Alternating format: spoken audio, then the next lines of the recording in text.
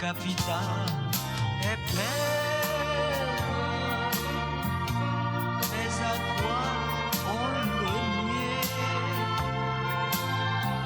Ce qui m'ensorcelle, c'est Paris, Paris tout entier.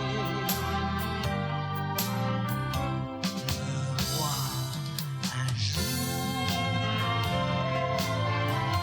c'est mon rêve joli. J'ai deux amours, mon pays et Paris.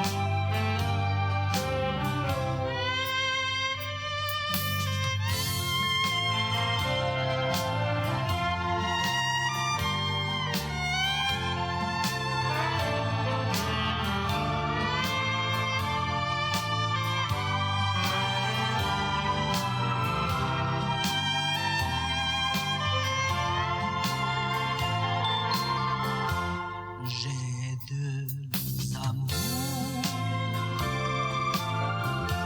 mon pays et Paris. Par eux toujours, mon cœur est ravi. Ma capitale est belle, mais à quoi on le nier? Ce qui m'ensorcelle, c'est Paris, Paris tout entier.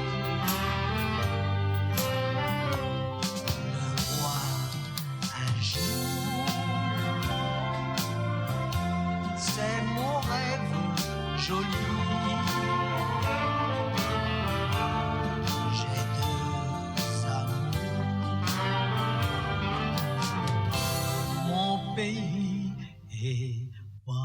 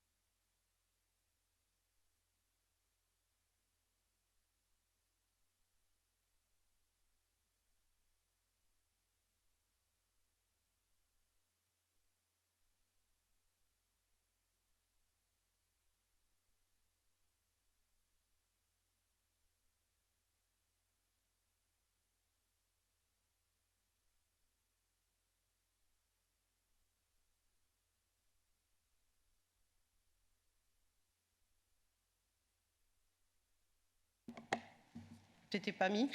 Ah, voilà. Bon, enfin, je pense que la salle est suffisamment...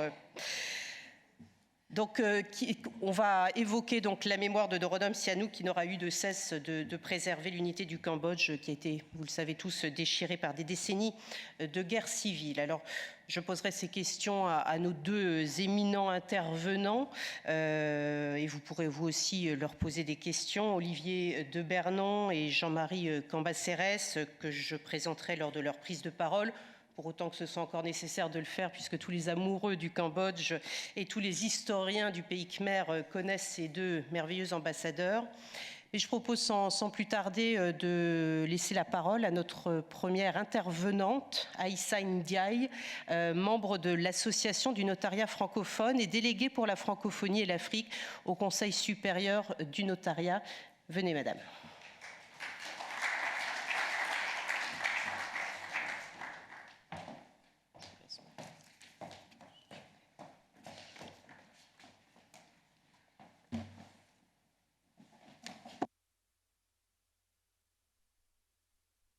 Ah oui, bonsoir, c'est bon. Oui, bonsoir à tous. Donc, le Conseil supérieur du notariat et l'Association du notariat francophone sont honorés d'accueillir cette manifestation organisée par l'Assemblée parlementaire francophone à l'honneur de Sa Majesté Norodom Sihanouk, roi-père du Cambodge, mais également père fondateur de la francophonie, comme vous l'indiquiez tout à l'heure, qui a contribué à poser les premières pierres de la construction de la communauté francophone internationale. L'Association du notariat francophone, le Conseil supérieur du notariat et l'Assemblée parlementaire francophone se sont toujours associés pour faire rayonner la francophonie. C'est donc évidemment ensemble que nous nous retrouvons aujourd'hui pour célébrer l'illustre homme politique, artiste, mais aussi célébrer un homme qui a œuvré à mettre le français au service de la solidarité, du développement et du rapprochement entre les peuples. Je vous remercie.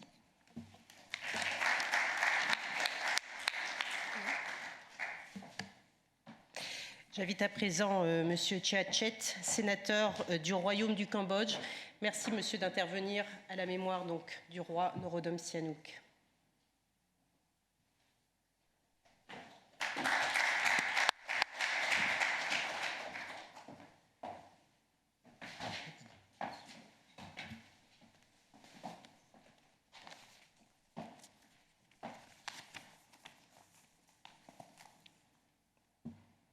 Excellent Monsieur Zoël Gaudin, président de la Commission des affaires parlementaires de l'Assemblée parlementaire de la francophonie et représentant de l'Assemblée parlementaire de la francophonie.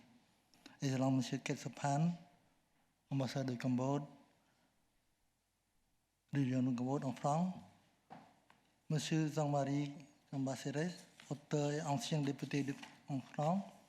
Monsieur Olivier de Bernin, linguistique spécialiste en khmer. Excellent, mesdames et messieurs les parlementaires, chers amis francophones. Cette année marque le 100e anniversaire de la naissance du roi Norodom Sihanouk, ainsi que la 10e année de sa disparition. L'ensemble des institutions politiques du Cambodge ont commémoré ces dates lors de la cérémonie au Palais Royal, ainsi que devant le statut du roi hérité par le gouvernement royal du Cambodge sur l'esplanade du monument de l'indépendance à Phnom Penh.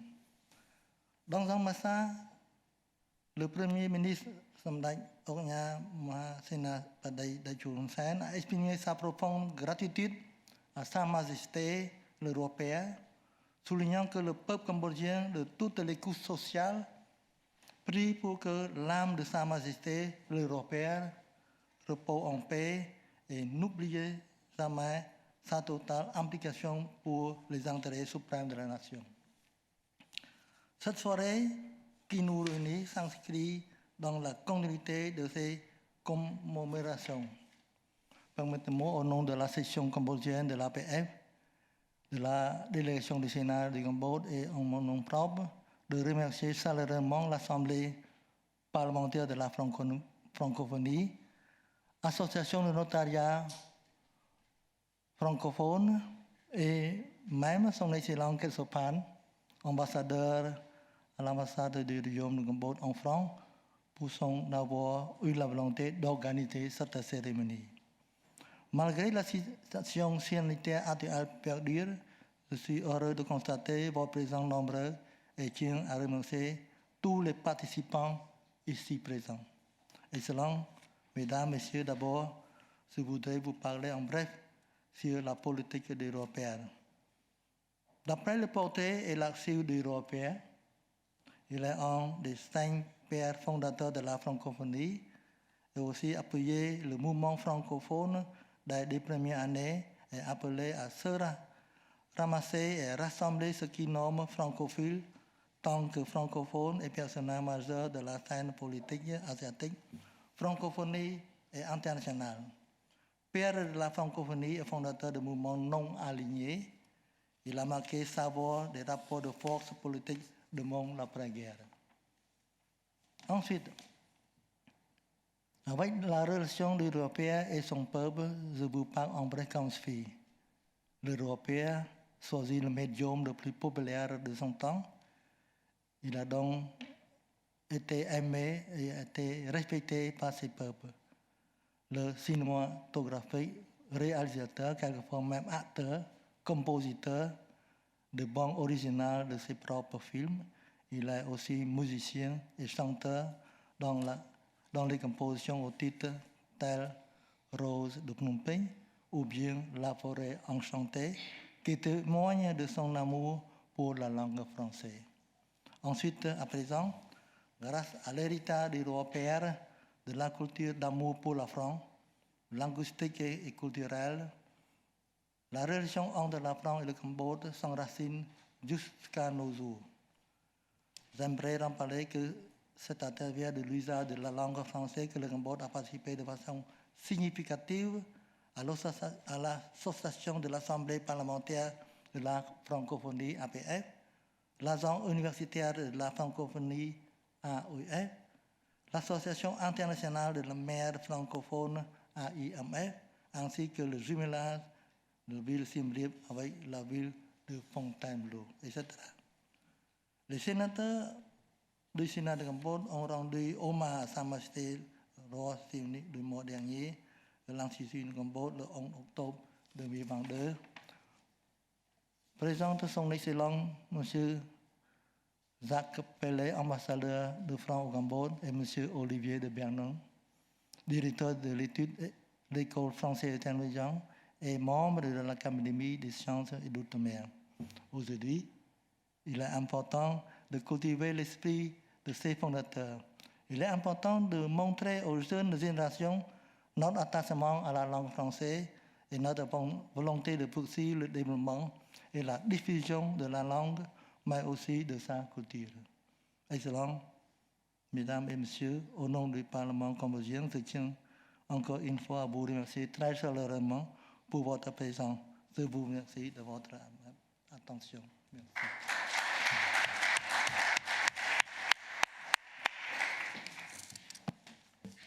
Merci beaucoup, Tchatchet, sénateur du Royaume du Cambodge. Merci d'avoir évoqué ainsi l'héritage du roi père et de son amour pour la francophonie.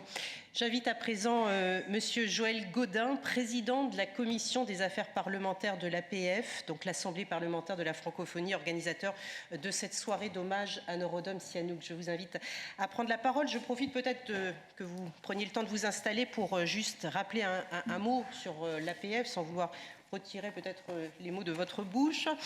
Cette assemblée, donc officialisée en 1998 sur une idée qui avait été émise par Léopold Sédar Senghor 30 ans plus tôt.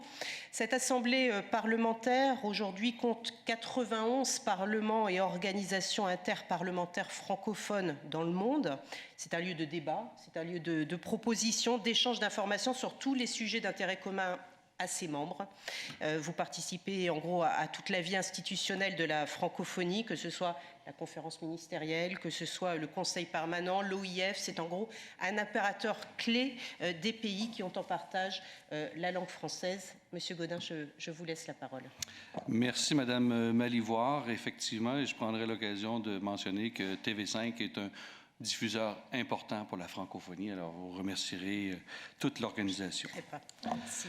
Votre Excellence, Monsieur l'ambassadeur du Cambodge, Vos Excellences, Messieurs les ambassadeurs, Monsieur le chef de la délégation cambodgienne en mission à Paris, Mesdames, Messieurs les parlementaires, très chers collègues, Mesdames et Messieurs, distingués invités à cette cérémonie d'hommage au roi Norodom Sihanouk. Permettez-moi en premier lieu de remercier le Conseil supérieur du notariat et l'Association du notariat francophone qui nous accueillent dans leurs locaux. C'est grâce à eux si on peut tenir cet hommage. Je veux vous dire merci et vous témoigner toute l'importance de la relation que l'APF entretient avec vous. Merci. Maintenant, après tant de bouleversements et de transformations dus aux multiples crises que traverse le monde, nous prenons une pause pour célébrer un des pères fondateurs de la francophonie. J'ai nommé le roi Norodom Sihanouk du Cambodge, ici à Paris, ville qu'il a bien connue et même arpentée. Né à Phnom Penh le 31 octobre 1922 dans une famille royale de Norodom Suramari et de Sumaka Nyirira, le jeune Norodom accomplit des études à Saïgon, où il prépare un baccalauréat de philosophie, puis en France, à l'école d'application de l'armée blindée et de la cavalerie de Saumur. Il succède plutôt à son grand-père maternel, le roi Sisowat Manivong, le 23 avril 1941 et est couronné le 28 octobre de la même année, en donnant dès 1947 une constitution démocratique et libérale au peuple khmer. Il entreprend de faire participer toutes les couches sociales à la vie politique du pays. C'est après de longues négociations menées par le roi Norodom Sihanouk que le Cambodge entrera en 1952 en possession de sa pleine souveraineté. Où est la francophonie, me diriez-vous? J'y arrive. Elle s'inscrit en fond d'écran de ce parcours unique. En fondant notre indispensable organisation, l'APF, qui, d'association à Luxembourg en mai 1967, est devenue Assemblée à Dakar en mai 1989, et après elle, l'Organisation internationale de la francophonie, mieux connue sous le nom de l'acronyme OIF, notre jumelle exécutive. Norodom Sihanouk posait avec ses pères présidents, Léopold Sédar Senghor du Sénégal, Amani Diari du Niger et Abid Bourguiba de Tunisie, un Asiatique et 3 Africains, un acte triplement révolutionnaire.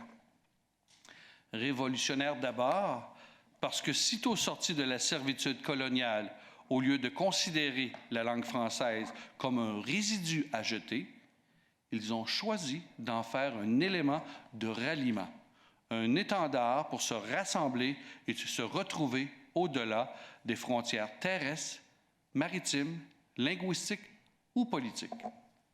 Révolutionnaire surtout parce que loin d'imposer le français comme langue unique, ils ont su encourager et développer toutes les expressions de la diversité culturelle, artistique et linguistique, ce qui est convenu d'appeler aujourd'hui le partenariat Sud-Sud.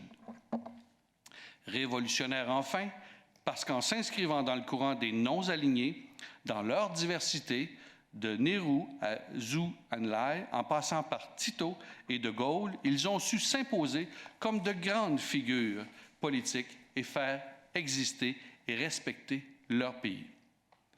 En l'occurrence, pour ce qui concerne le Cambodge, Sihanouk est attaché à préserver la monarchie, l'indépendance et la neutralité dans le concert des nations. Chers collègues, chers amis, permettez-moi que je mentionne qu'à l'instar de l'autre éminence de la francophonie, Léopold Sédar Senghor, que nous avons célébré il y a tout juste un an à l'occasion de son centenaire, Norodom Sihanouk était lui aussi un poète, un chanteur, un musicien. À ces qualités, Il convient d'ajouter celle de cinéastes et de cinéphiles. Bref, l'homme politique était également un artiste accompli. Ne dit-on pas que les poètes sont des visionnaires? Cette habileté politique, diversement comprise et appréciée, aura permis à cet homme charismatique, à l'intelligence fine et d'un abord agréable, de présider aux destinées du Cambodge pendant 60 ans. Certes avec des ruptures et des renoncements, mais en maintenant un cap, celui du progrès et de l'ouverture. En prenant sa retraite le 6 octobre 2004 et en abdiquant au profit de son fils, il se voit accorder par l'Assemblée nationale le titre de Sa Majesté le Roi-Père qu'il conservera jusqu'à son décès le 15 octobre 2012. Plus qu'à travers des mots ou des discours, l'œuvre de vie du roi Norodom Sihanouk est un témoignage vivant de l'esprit, du propos et de l'action francophone. C'est cette action résolue que la section cambodgienne de l'APF poursuit avec constance et efficacité, en agissant à l'avant-garde de la participation de la région Asie-Pacifique dans notre organisation commune. Mes chers collègues, mes chers amis, je vous invite à saluer et célébrer ce père fondateur de la francophonie que fut Norodom Sihanouk. En l'honorant ce soir, nous honorons d'un même élan la section cambodgienne et la francophonie vivante, solidaire et multiple. Je remercie tout particulièrement nos cousins francophones cambodgiens présents ce soir, en la personne de l'ambassadeur et de mes deux collègues sénateurs, Men Sipan et Jia Chet, c'est bien? Merci de votre compréhension, votre collaboration, avec lequel nous avons participé depuis hier matin au groupe de travail sur la révision des statuts de l'APF. Je veux dire merci au Cambodge et un merci très spécial au roi-père Norodom Sihanouk, un homme d'exception. Merci et bonne soirée.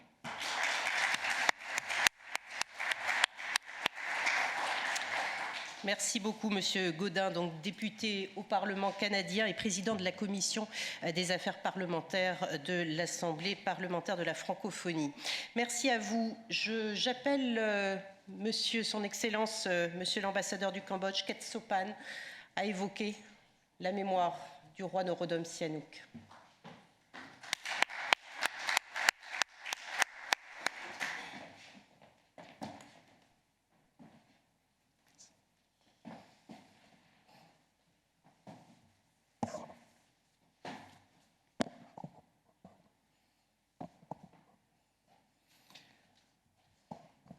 Son Excellent Monsieur le Sénateur, Monsieur Joël Gaudin, Président de la Commission des affaires parlementaires de l'APF, Monsieur les ambassadeurs des pays francophones, Madame, Monsieur, chers amis, le 31 octobre 2022, le roi-père, roi de tous les Cambodgiens, feu Sa Majesté Norodom Sihanouk, aurait eu 100 ans.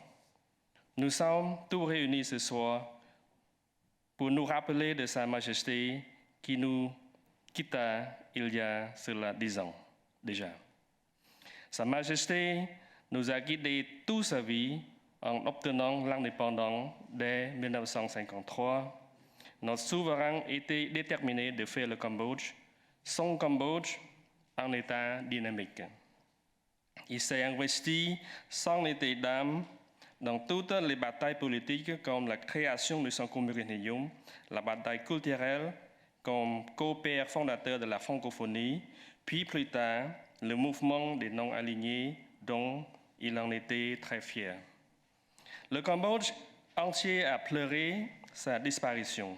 Le Cambodge entier, que ce soit les dirigeants, en premier, Samdech Akha Maha Senapadai Techo Hun Sen, Premier ministre du Cambodge, ainsi que tous les membres du gouvernement royal du Cambodge, sans oublier les Cambodgiens de toutes les échelles sociales et de toute appartenance ethnique.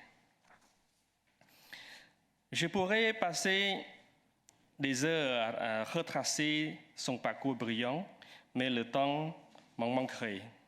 Je souhaite juste ce soir vous remercier, vous tous, en particulier son Excellence M. Tchichet, sénateur cambodgien, et sa délégation qui sont venus de loin pour participer à cet événement.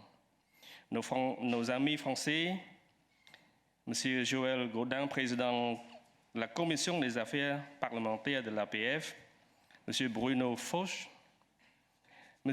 Jean-Marie Cambacérès, qui est très attaché au Cambodge, et Olivier de Bernon, l'ami du Cambodge. Je suis heureux de me retrouver parmi vous et sans plus tarder, je vous souhaite une belle soirée en ayant en mémoire une pensée chaleureuse et émue par feu Sa Majesté, roi du Cambodge, en priant que son âme repose en paix et continue de protéger le Cambodge et ses habitants.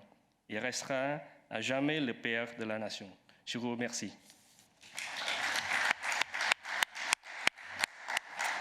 Merci beaucoup, Son Excellence, Monsieur l'ambassadeur Ketsopan. Merci d'avoir évoqué là encore la mémoire de Norodom Sihanouk. Merci, Madame, merci, Messieurs, pour ces prises de parole. Et je vous propose à présent de faire un échange qui s'annonce passionnant avec nos deux experts, invités de prestige aussi, Jean-Marie Cambacérès, haut fonctionnaire français, que je peux vous inviter à me rejoindre, ancien député de la 2e circonscription du Gard, président de l'association France-Asie et auteur de Sihanouk, le roi insubmersible aux éditions du Cherche-Midi, que nous aurons d'ailleurs l'occasion, je pense, de nous procurer à la fin de votre intervention. Merci Jean-Marie Cambacérès d'être avec nous.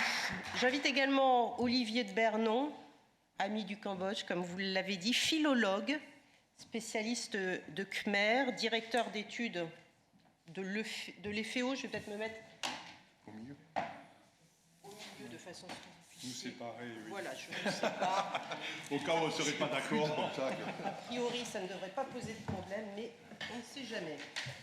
Donc je disais, philologue, spécialiste de Khmer, directeur d'études à l'EFEO, l'école française d'Extrême-Orient, ancien président du musée Guimet et dépositaire de la mémoire de Norodom Sihanouk, on peut dire ça comme ça, puisque c'est le roi lui-même qui vous a confié ses archives privées. Vous allez avoir l'occasion de nous en parler. Je vais peut-être commencer avec vous, Monsieur Cambacérès, rapprochez-vous. Alors, on a évoqué notamment, Monsieur Gaudin, le parcours du roi Norodom Sihanouk, mais dans un premier temps, est-ce que vous, l'historien, vous pouvez nous dresser un portrait du roi Norodom Sihanouk, et en d'autres termes, qui est Sihanouk avant 1941, date à laquelle il fut porté sur le trône par les Français, alors que rien ne le prédestinait finalement à devenir roi du Cambodge? Merci Madame, et merci à vous tous de cette belle cérémonie à l'hommage normalement de Sa Majesté le Roi Père, mais si vous me permettez, pour la discussion, on dira souvent Sihanouk ou le Roi Sihanouk pour aller plus vite. Et je suis un peu modeste devant les spécialistes du Cambodge, des sénateurs cambodgiens, l'ambassadeur et mon ami de Bernon, qui en sait beaucoup plus que moi. Donc je pense qu'effectivement, ce que je pourrais apporter, c'est des éclairages un peu plus anecdotiques qui vous donneront des renseignements intéressants sur la personnalité ou même des passages qu'on ne connaît pas, comme son exil en Corée du Nord. Je pourrais vous raconter deux ou trois choses là-dessus, mais je réponds tout d'abord à Madame. Alors, avant son arrivée sur le trône, c'était un jeune garçon qui faisait beaucoup de football, qui jouait avec ses collègues cambodgiens. Il n'était pas du tout éduqué au palais. Et la francophonie, c'était beaucoup de travail d'apprendre le français. Hein. Monsieur l'ambassadeur du Laos qui est là, il sait que le français c'est très difficile. Je dis bien du Laos, parce que nos amis cambodgiens parlent très bien cambodgien. Et sa mère lui disait, mais si tu veux faire une carrière alors que la France a le protectorat, il faut que tu parles bien français et que tu saches après à faire une carrière à l'intérieur de l'administration peut-être française. Parce qu'il n'était pas du tout destiné, lui, à être roi au début. Il y avait son père, ses oncles et tout, donc rien ne le prédestinait. Et donc son père l'avait envoyé au lycée Chasseloup-Loba au Vietnam. Et donc il a fait ses études là-bas, mais d'un garçon très simple. Son père même n'avait pas du tout mis, vous savez, il avait une sorte de parrain qui le surveillait quand il était jeune, quoi. Il avait mis un fonctionnaire des douanes tout à fait banal, donc il n'avait pas une volonté de s'imposer sur les autres. Au contraire, il était très à l'écoute et très proche du peuple. Alors justement, après, le roi Sihanouk entre dans ses fonctions. C'est lui, on l'a dit, qui a mené le Cambodge à l'indépendance en 1953. Comment est-il parvenu à mener le royaume du Cambodge à son indépendance de manière totalement pacifique? Certains y ont vu même un coup de génie de la part d'un roi qui était très habile politiquement. Oui, effectivement, moi je considère que c'est effectivement très habile, parce qu'il y en avait beaucoup qui voulaient la lutte armée, notamment Son Gokai qui était pro-japonais et qui après avait obtenu une indépendance, une fausse indépendance pendant l'occupation japonaise, et qui voulait plutôt amener les jeunes et tout dans le maquis. Et c'était aussi ce que voulait Ho Chi Minh au Vietnam, quoi. Et Sihanouk a choisi une autre voie. Pourquoi? Parce que d'abord il aimait beaucoup le général de Gaulle. Il y a quelque chose qu'on a oublié un peu dans la francophonie, et son désir d'avoir resté des relations très importantes avec la France, c'est qu'il avait une admiration pour le général de Gaulle. Et donc le général de Gaulle, quand Leclerc est revenu et quand les Anglais étaient les premiers, là, ils ont désarmé les Japonais, puis ils ont repassé le pouvoir aux Français. Et le général les avait convoqués, et Sihanouk avait reçu un message par les émissaires du général de Gaulle disant que, en fait, le général de Gaulle était prêt à donner une grande autonomie, mais bien sûr pas reconnaître l'indépendance donnée par les Japonais. Et donc il a été très malin, il a profité de ça en discutant avec quelqu'un qui veut un peu élargir notre autorité, on arrivera petit à petit à obtenir l'indépendance. Et il faut bien rappeler aussi quand même que le Cambodge était un protectorat, c'était pas une colonie. C'est-à-dire, par contre, bon, en Indochine et tout, c'était des colonies. Donc il y avait une double administration. Il y avait une administration française, mais l'administration cambodgienne existait. Et donc ça a été beaucoup plus facile qu'à d'autres de finalement petit à petit prendre le pouvoir. Alors ça s'est fait progressivement. Il y a eu d'abord des possibilités d'avoir une armée cambodgienne, etc., etc. Et puis finalement en 1953, officiellement, il y a eu l'indépendance. Donc moi je crois que effectivement c'était un génie.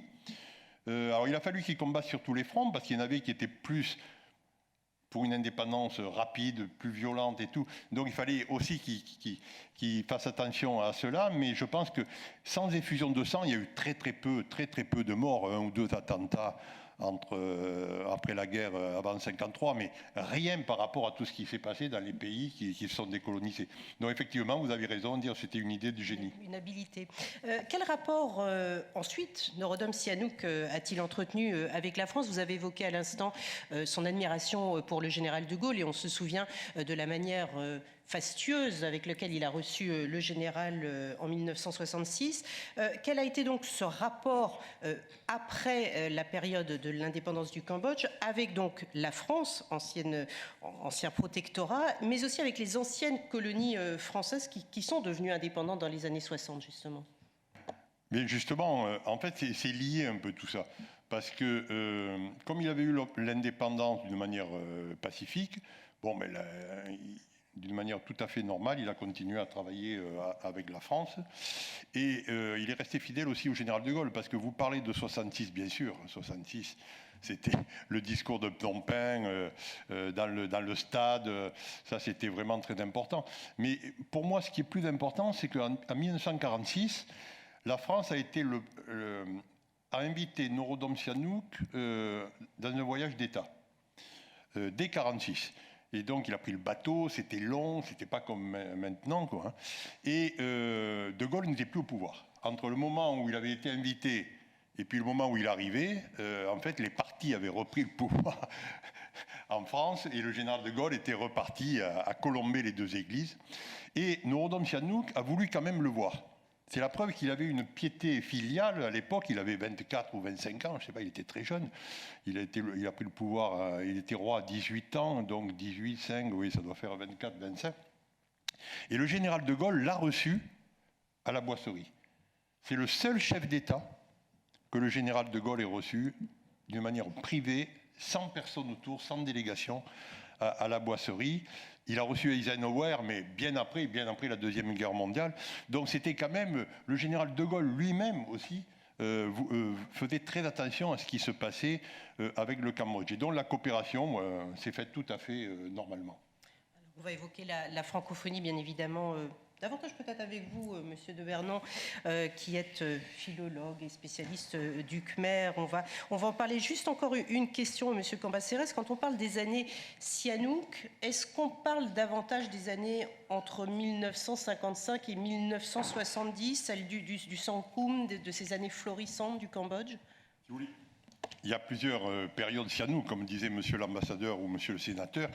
Il a vraiment occupé la scène politique cambodgienne, quelles que soient ses fonctions. Et moi, j'avais même développé une idée quand j'en parlais à François Mitterrand, puisque j'étais conseiller de François Mitterrand pour les affaires asiatiques. J'avais dit, moi j'avais fait une théorie, c'est que là où était Sihanouk était le Cambodge. C'est-à-dire qu'à la limite, ce que faisait Sihanouk, même en exil, c'était plus important pour l'avenir du Cambodge que certaines choses qui se passaient au Cambodge même. Alors bien sûr, il y a la première période, 53-70, ça c'est ce qu'on appelle l'âge d'or du Cambodge, c'était la paix, c'était la neutralité, le développement économique, la première indépendance, mais après le coup d'État de Lon Nol et Seri Matak, après 70, on peut dire que ça a été une autre période, puisque Sihanouk est parti en exil à Pékin, et de Pékin, en fait, il présidait la résistance contre les Américains et contre Lon Nol et Seri Matak. Donc, il y avait son ombre qui était là aussi derrière. Bon, ensuite, pendant la période des Khmers rouges, il était à la fois chef d'État officiellement, mais en fait, il n'avait pas grand pouvoir, il était enfermé au palais. Puis ensuite, il y a eu la présence vietnamienne, donc il est reparti. Mais toujours en essayant de défendre l'indépendance du pays et après pour la préparation des accords de Paris, après la chute du mur de Berlin, les choses ont beaucoup évolué parce que l'Union soviétique n'avait plus les moyens de soutenir les Vietnamiens. Les Chinois en avaient assez des Khmers rouges parce que la bande des quatre avait disparu et puis c'était Deng Xiaoping qui voulait une image meilleure. Et les Américains, il n'y avait plus d'intérêt d'être là. Donc il y avait la capacité internationale de refaire la paix. Mais toutes ces factions s'étaient battues entre elles pendant longtemps, avec dans chaque famille des morts et tout. Vous savez, c'est comme la guerre civile en Espagne, ça a été très compliqué.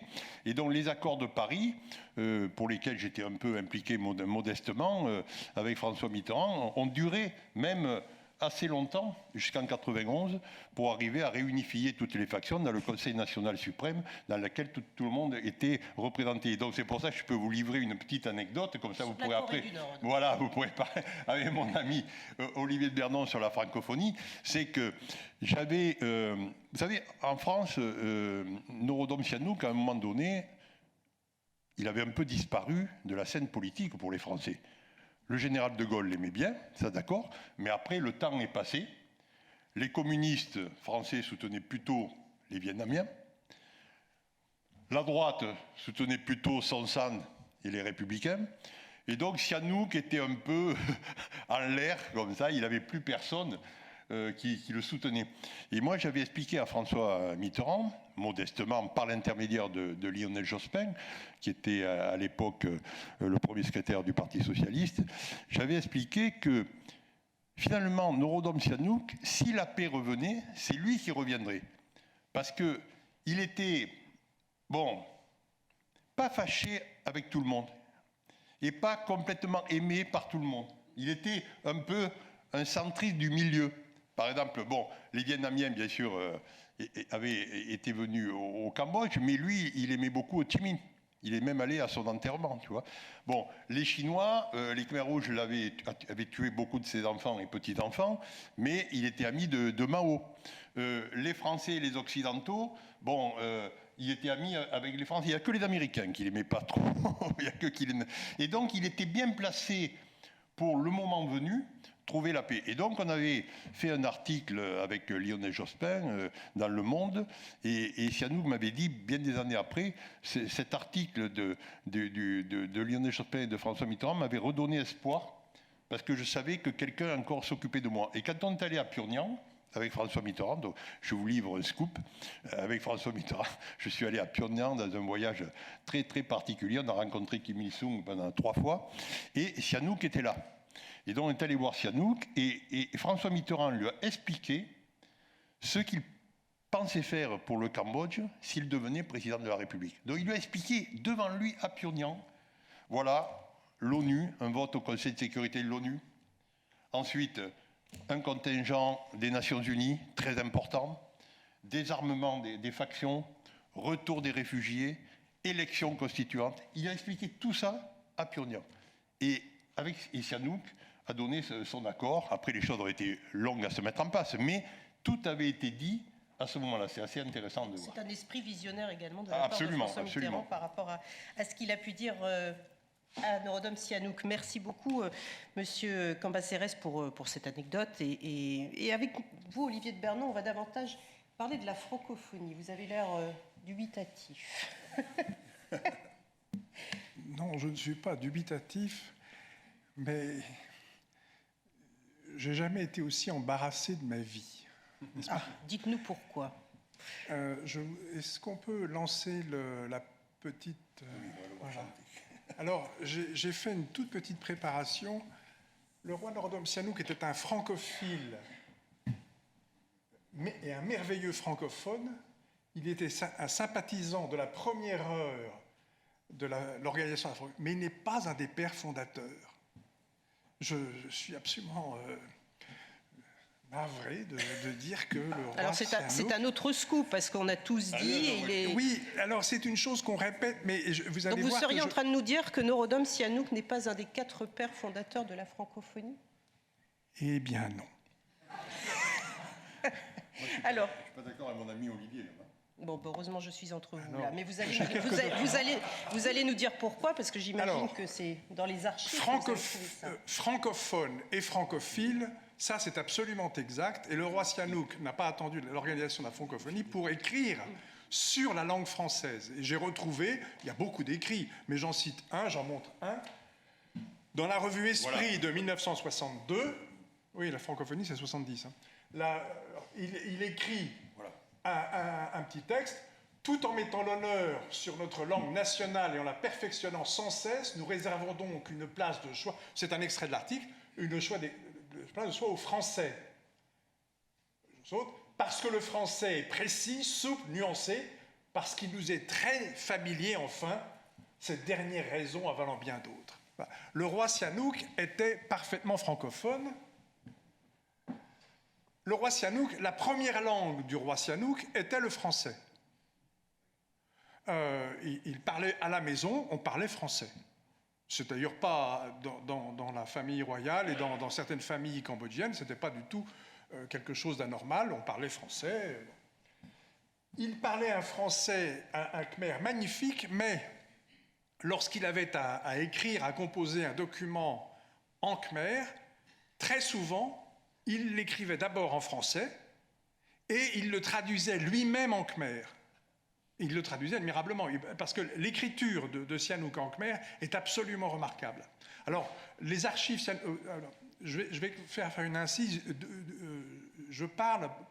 D'où est-ce que je parle?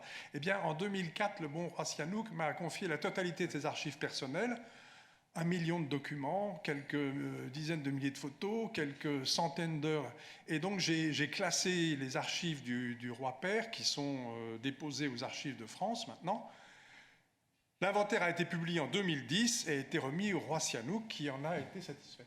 Alors, ces archives regorgent d'exemples de textes où le brouillon est en français et la traduction en khmer.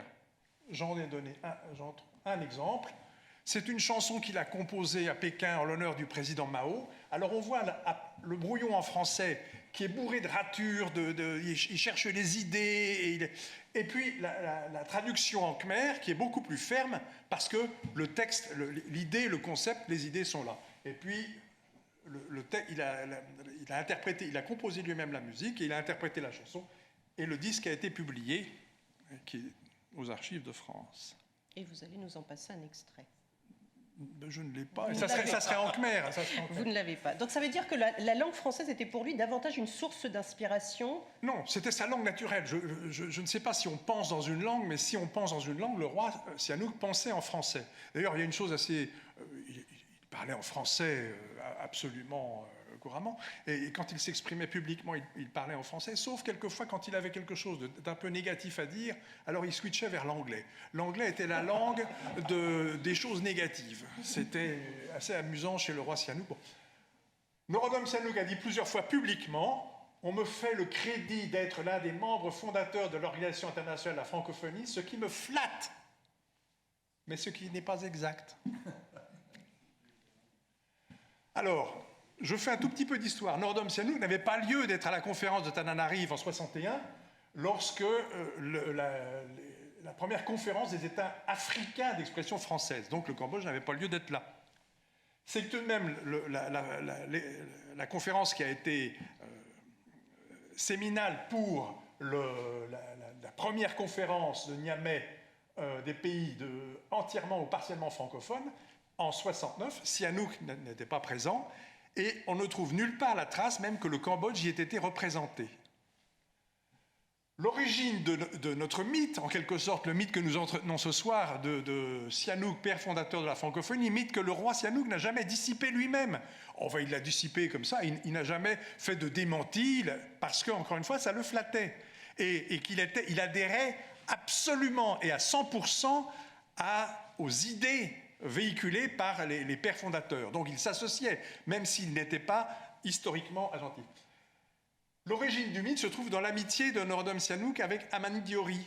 Il y a deux chefs d'État africains qui sont venus au Cambodge et qui ont beaucoup marqué l'amitié de Sihanouk. C'est Amani Diori, le président du Niger, et Mokhtar Ould Daddah, le président de la Mauritanie. Quelque chose s'est passé de fraternel entre ces personnes, et voilà. Amani Diori est donc venu en 68 à Phnom Penh, et en retour, Sihanouk, qui n'a pas pu visiter Amani Diori, a envoyé une visite officielle en envoyant son ministre fétiche, son ministre totémique, Van Molivan, qui était un des hommes les plus proches affectivement de Sihanouk, à Niamey, en janvier 70.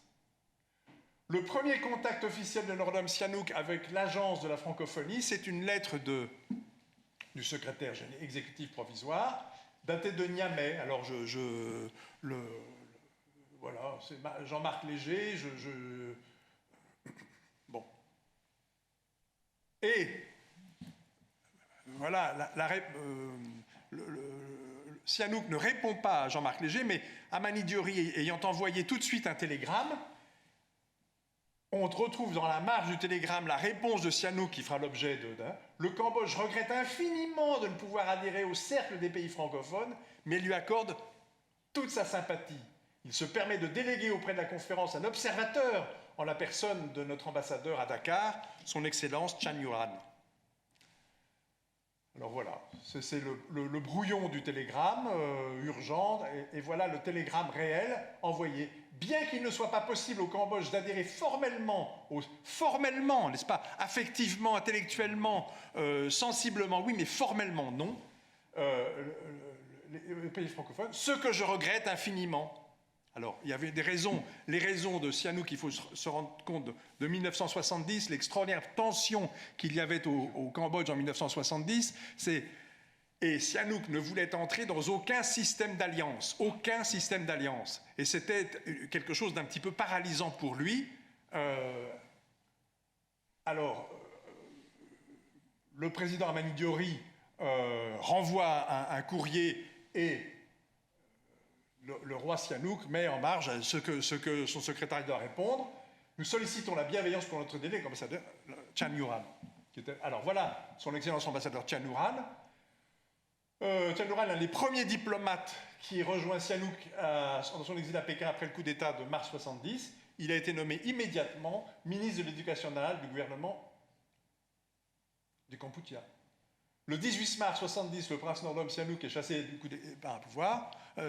pouvoir par un coup d'État. Et donc, la proximité des conférences sur la francophonie et le coup d'État et la disparition momentanée de la scène politique de Sihanouk sont concomitants.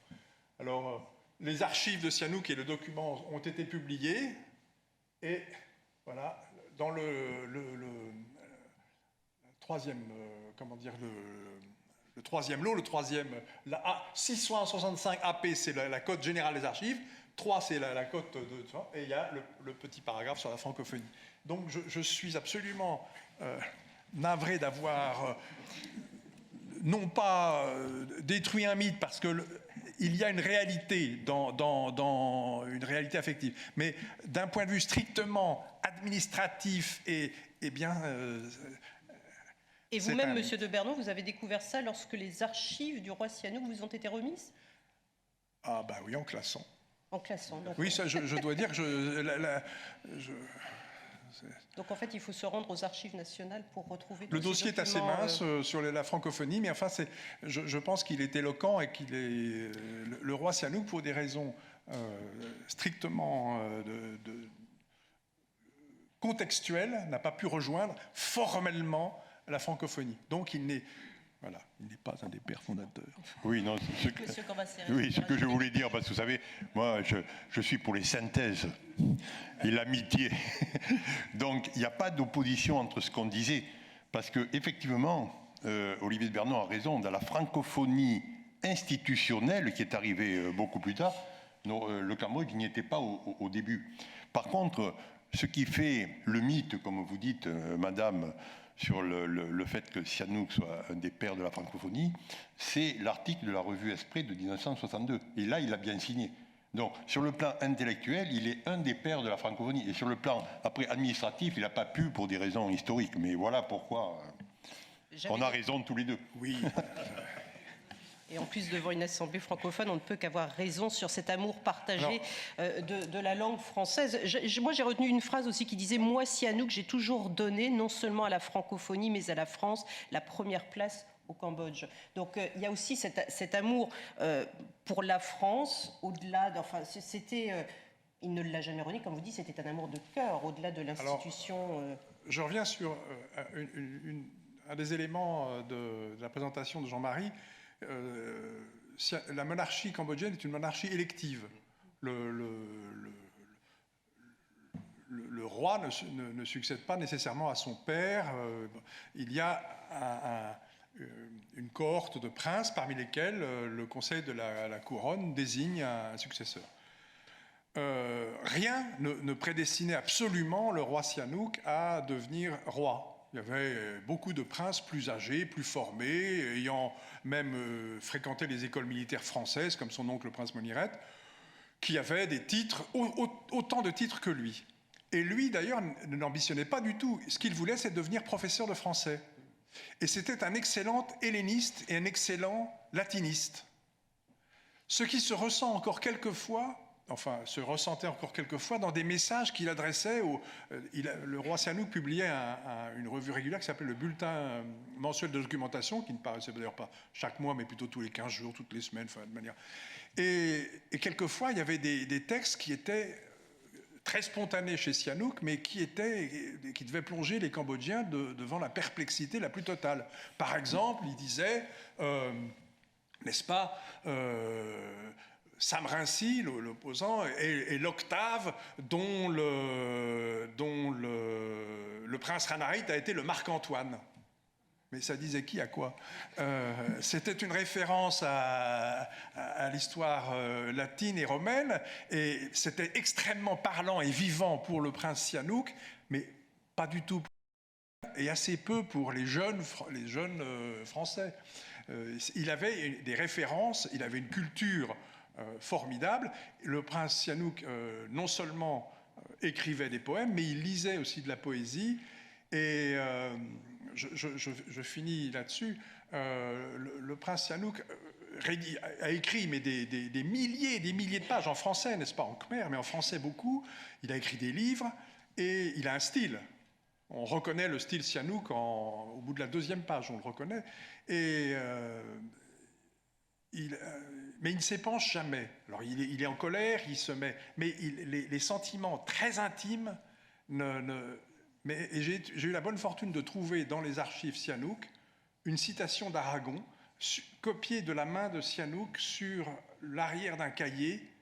Et c'est une citation à la fois magnifique et relativement bouleversante. « Mon pays est cette barque qu'abandonnèrent les haleurs, et je ressemble à ce monarque plus malheureux que le malheur, qui restait roi de ses malheurs. » Ça, c'était nous avons connu, Jean-Marie et moi, un personnage qui était toujours le prince absolu de la courtoisie, de l'élégance, de la conversation, très française d'ailleurs. Mais l'homme intime, reclus d'épreuves, de douleurs, d'injustices subies, etc., ne s'épanchait jamais. Et j'ai été heureux de trouver cette citation d'Aragon. Voilà. Merci beaucoup, Monsieur de Bernon, de nous faire revivre, justement, de rentrer dans l'intimité du roi Sihanouk. C'est là tout l'intérêt de vous avoir tous les deux qui avez côtoyé Sa Majesté le roi qui nous a donc quitté il y a de ça 10 ans maintenant.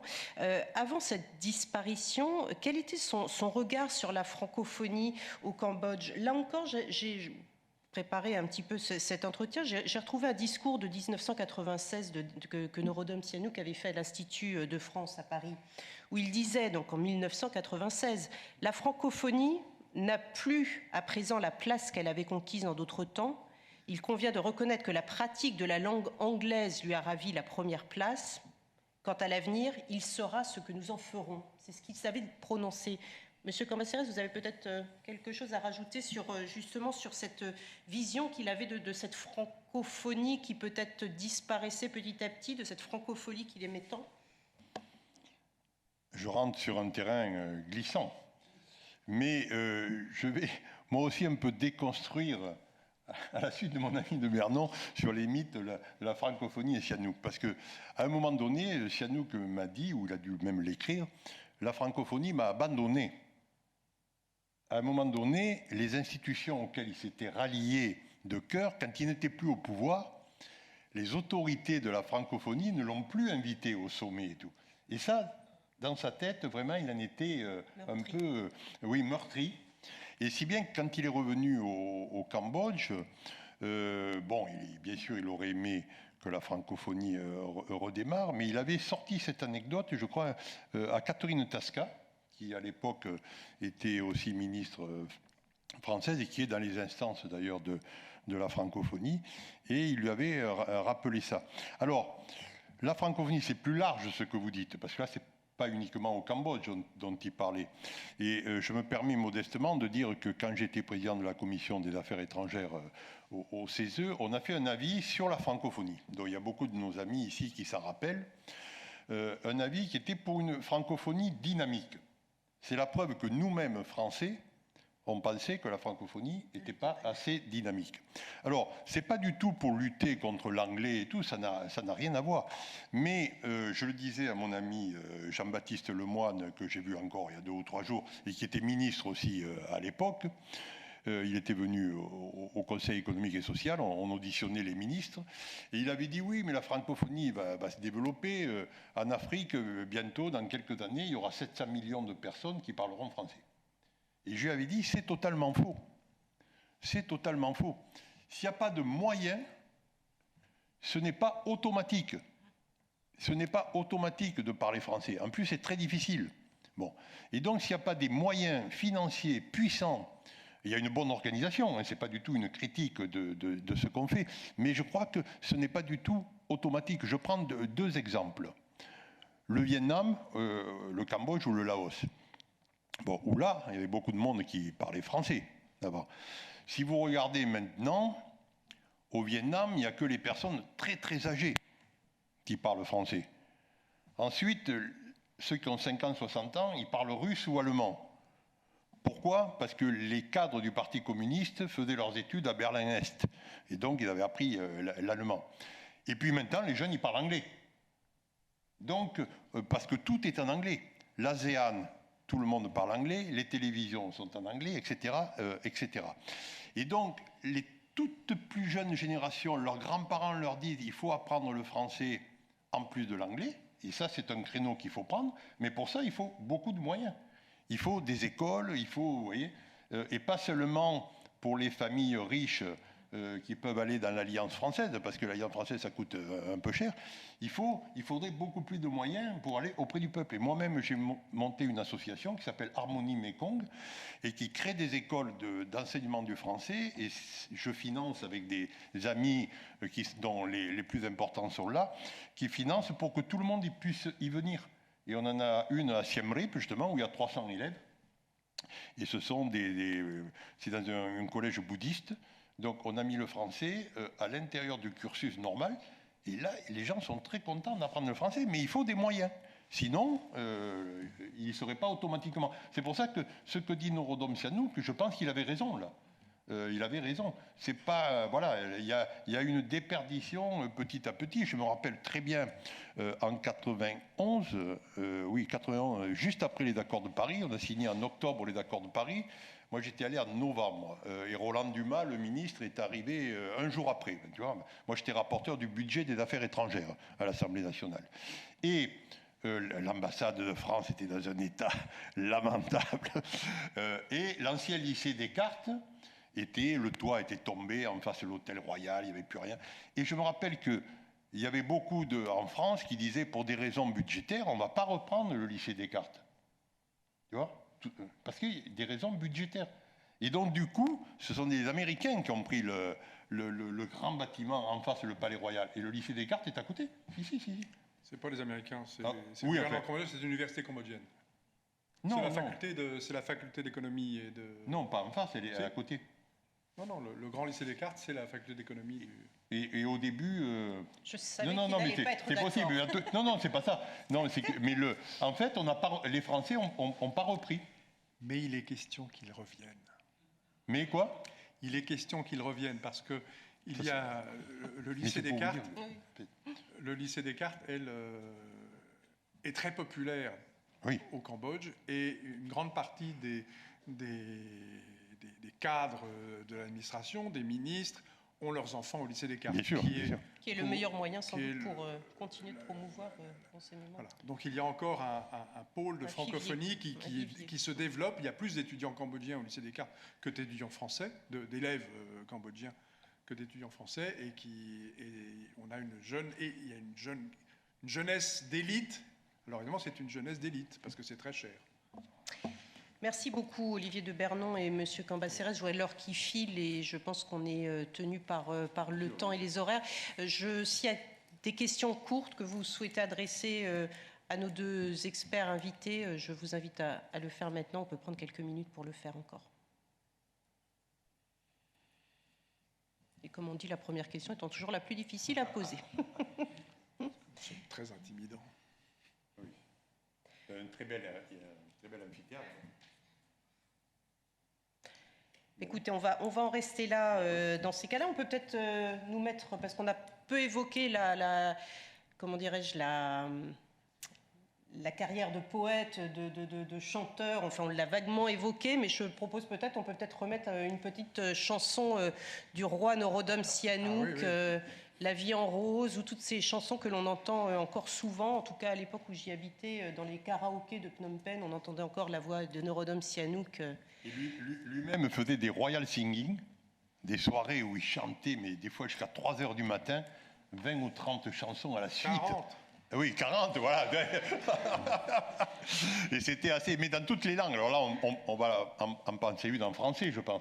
Mais dans toutes les langues, en espagnol, en américain, c'était assez amusant. Bon, en tout cas, tous ces disques sont disponibles. Merci beaucoup, Olivier de Bernon, d'avoir été avec nous et Monsieur Cambacérès. Je ne sais pas si la personne en régie, en haut, peut peut-être nous repasser un petit extrait d'une chanson, quelle qu'elle soit. Il en a fait combien? On Il y est en a contre 40 non plus. sur le CD. Voilà, de Norodom Sihanouk. En tout cas, merci beaucoup à vous tous d'avoir été avec nous. Son Excellence, Monsieur l'Ambassadeur, merci pour votre prise de parole. Merci, Monsieur le député et le président de l'Assemblée parlementaire de la francophonie. Merci beaucoup à vous. Je pense qu'un cocktail va suivre. Également l'occasion d'acheter, disons les choses telles qu'elles sont, le livre de Jean-Marie Cambacérès, Sihanouk, le roi insubmersible, qui est disponible à la sortie. Merci beaucoup d'avoir tous été présents ce soir à la mémoire donc de Sa Majesté le Père Norodom Sihanouk. Merci à vous. Et j'ajoute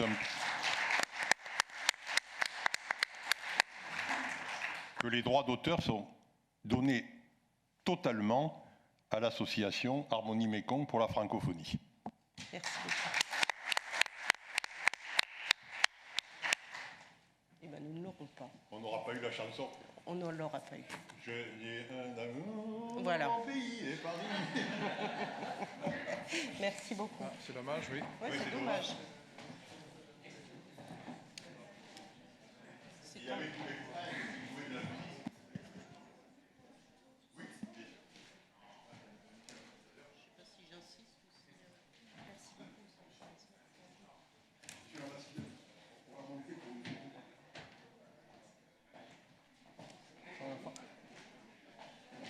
Est-ce que la régie peut mettre une chanson de Sihanouk, s'il vous plaît? Non, il peut pas. Ah non? Ah bon.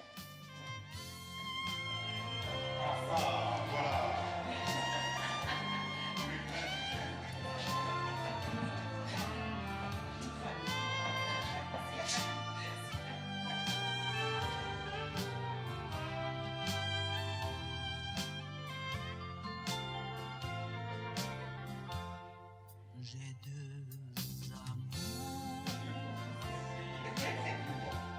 mon pays et Paris.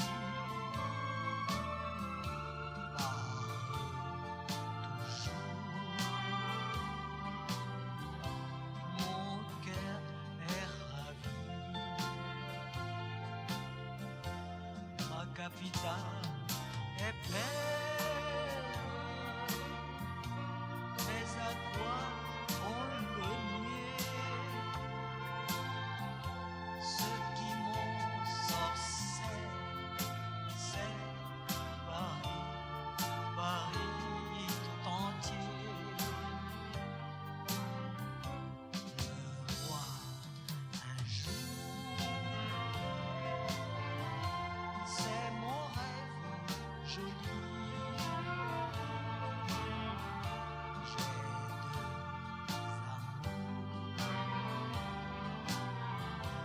Mon pays et Paris.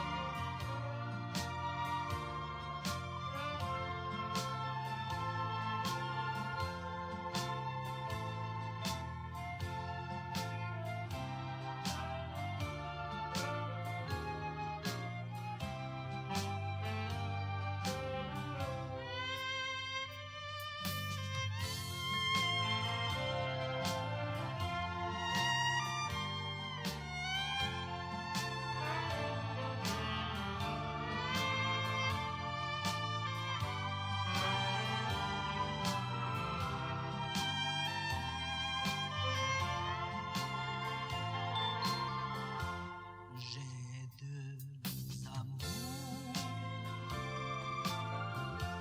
mon pays et Paris.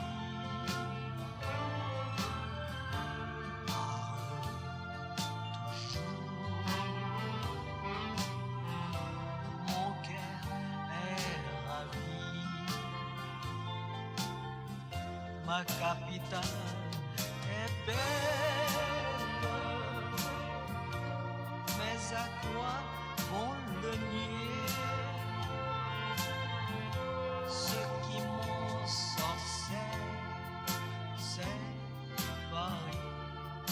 Paris tout entier.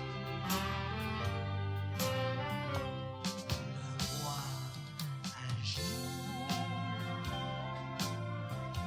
c'est mon rêve joli.